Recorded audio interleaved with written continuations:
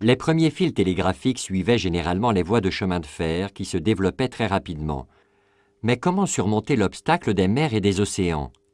Une première tentative a été faite en 1850 lorsqu'une liaison télégraphique sous-marine internationale a été établie sur l'ordre de l'entrepreneur britannique John Watkins Brett entre Douvres, en Angleterre, et le Cap Griné, en France.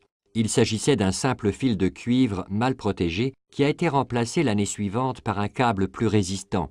Ce système permettait de se communiquer les cours de la bourse entre Paris et Londres. Le problème présenté par l'océan Atlantique était d'une toute autre ampleur.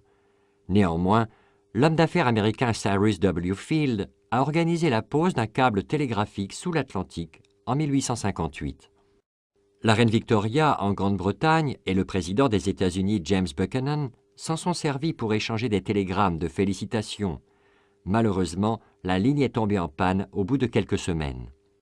Avec l'appui de Cyrus Field, un câble transatlantique a été posé avec succès en 1866. Il a été acheminé à bord de ce qui était alors le plus grand navire du monde, le Great Eastern, conçu par l'ingénieur britannique Isambard Kingdom Brunel. Des câbles télégraphiques sous-marins ont aussi été installés en direction de l'Inde, de la Chine et du Japon en 1870, de l'Australie en 1871 et de l'Amérique du Sud en 1874.